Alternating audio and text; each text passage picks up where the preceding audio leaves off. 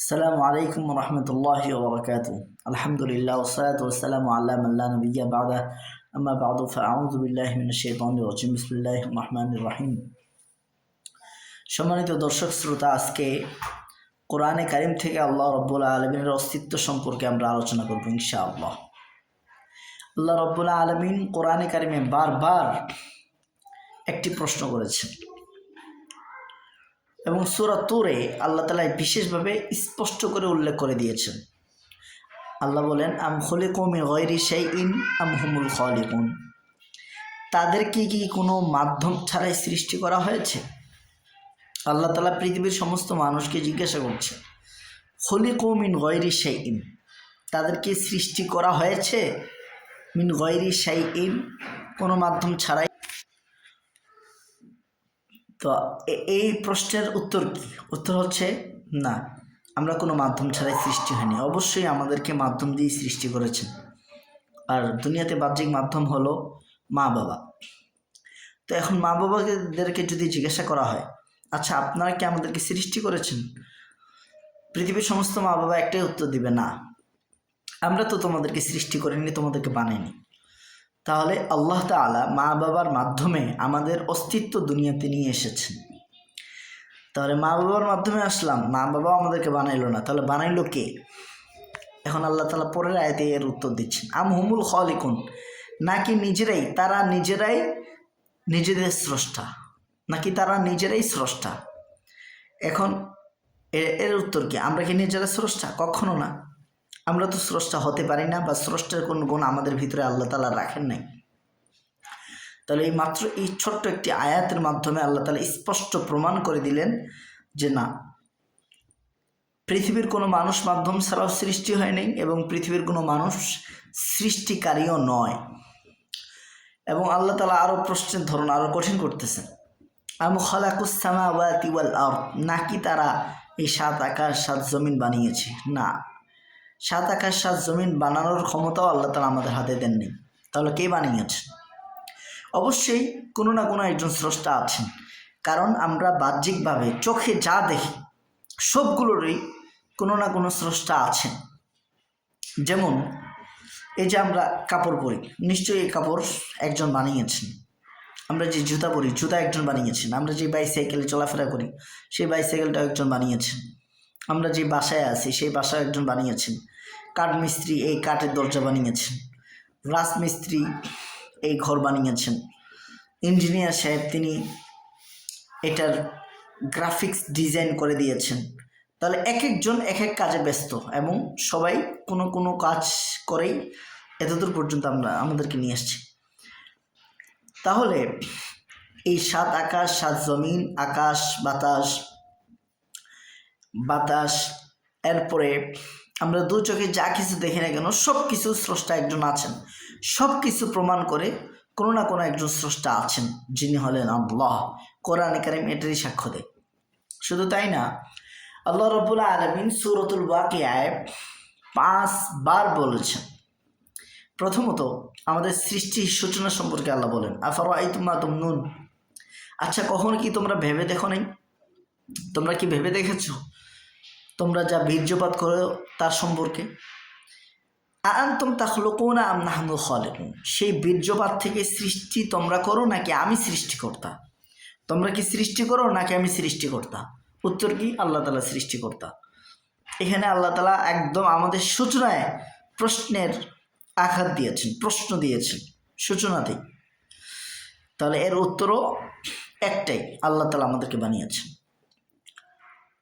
এবং সাথে সাথে আল্লাহ তাআলা এটা প্রমাণ করে দিয়েছেন, নাহনু কদ্দারনা বাইনাকুমুল মাউত ওয়া মা নাহনু বিমাসবুকিন আনতুম তাখলুকুনাহুম নাহনু খালিকুন নাহনু কদ্দারনা বাইনাকুমুল মাউত, আমি তো তোমাদেরকে বানিয়েছি, তোমাদেরকে জীবন দিয়েছি, আবার তোমাদের জন্য মৃত্যুর নির্ধারিত সময় করে দিয়েছি।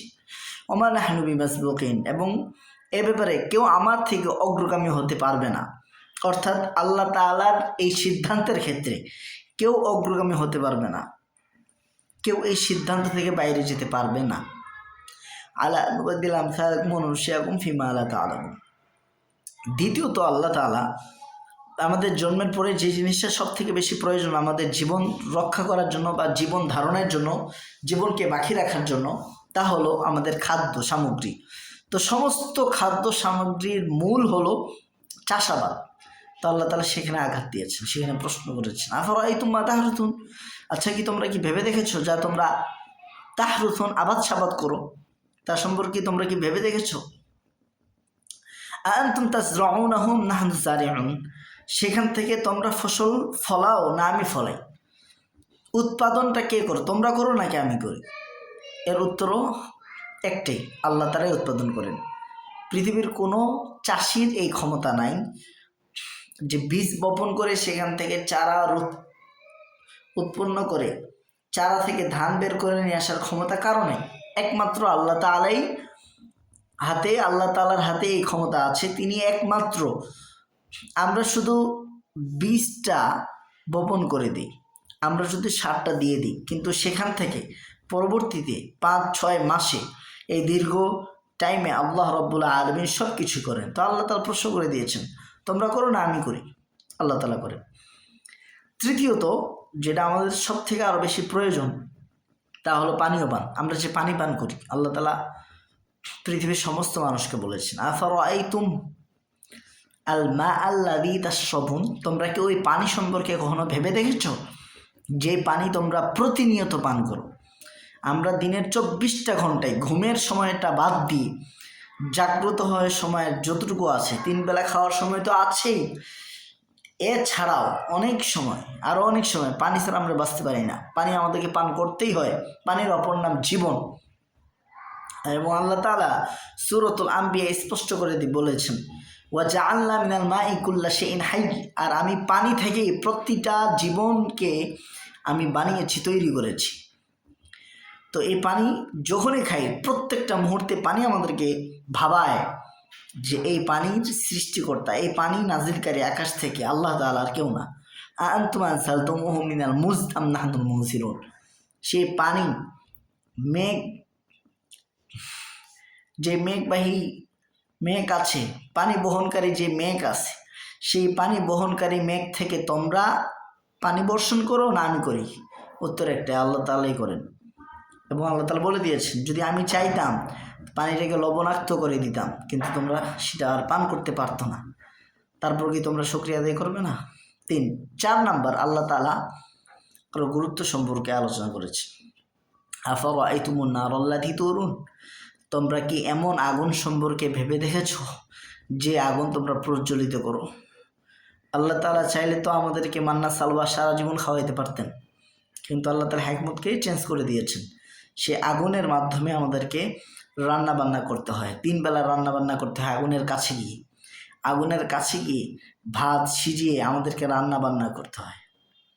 আগুন ছাড়া রান্না বান্না করা সম্ভব না, বা আগুনের তাপ, এই তাপ যেই জিনিসের মাধ্যমে হোক, কারেন্টের মাধ্যমে হোক, গ্যাসের মাধ্যমে হোক, আগুনের মাধ্যমে হোক, জিনিস একটাই। আল্লাহ বলছেন, সে আগুনকে সৃষ্টি তোমরা করো না আমি করি? আগুনের উৎপাদন তোমরা করো না আমি করি? আল্লাহ তাআলা করেন। তাহলে এই 4টা জিনিস আল্লাহ তাআলা, মানুষের যে 4টা জিনিস থেকে মানুষের অস্তিত্ব টিকে রাখা সম্ভব না, মানুষের অস্তিত্ব আসাই সম্ভব না, এবং অস্তিত্ব আসার পরে মৃত্যু পর্যন্ত মানুষের অস্তিত্ব টিকে থাকা সম্ভব না এই 4টা জিনিসের মাধ্যমে। আল্লাহ তাআলা এটা প্রশ্ন করে দিয়েছেন। তাহলে এগুলা সম্পর্কে ভাবলে নাস্তিকরা কোথায় যাবে? তারা তো কোনো উত্তরই খুঁজে পাবে না। এবং সর্বশেষ সূরাতুল ওয়াকিয়ায় আল্লাহ তাআলা বলেছেন যে আফা বিহাদাল হাদিসি আনতুম মুদহিনুন, এই সমস্ত গুরুত্বপূর্ণ কথার ব্যাপারে তোমরা কি উদাসীন? ওয়াতাজআলুনাহু রিজকাকুম আনতুম তুকাযযিবুন, আর তোমরা এটাকে কি রিজিক বানিয়ে নিয়েছো যে তোমরা মিথ্যা প্রতিপন্ন করতেই থাকবে, করতেই থাকবে, করতেই থাকবে? ফালাউলা ইন কুনতুম গায়রা মাদিনিন ফালাউলা ইযা বালাগাতিল হুলকুম, তাহলে কেন এমন হয় না, ইযা বালাগাতিল হুলকুম, যখন কণ্ঠনালীতে রূহটা চলে আসে, ওয়া আনতুম হিনাইযিন তানজুরুন, আর তোমরা তখন তাকিয়ে থাকো, অবাক দৃষ্টিতে তাকিয়ে থাকো যে এখন জানটা চলে যাবে, তোমার হতে পারে, তোমাদের আত্মীয়তার হতে পারে। এবং আল্লাহ আবার বলছেন, ফালাউলা ইন কুনতুম গায়রা মাদিনিন, তাহলে কেন এমনটা হয় না?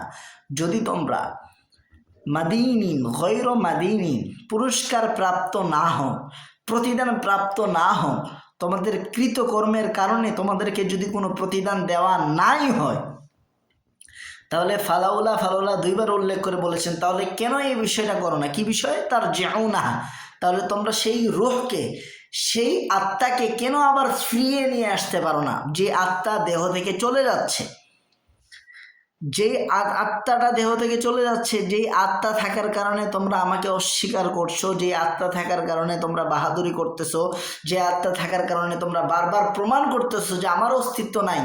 আচ্ছা, আমার অস্তিত্ব থাক বা না থাক, তোমরা তোমাদের দাবিতে যদি সত্যবাদী হয়ে থাকো যে আল্লাহ বলে কোনো সত্তা নাই, আমরা যেটা মন চাই সেটাই করব, তাহলে তোমাদের মন চাহি জিন্দেগি করার জন্য যে আত্মাটা দেহ থেকে চলে যায়, সেই আত্মাকে আবার কেন ফিরিয়ে নিয়ে আসো না?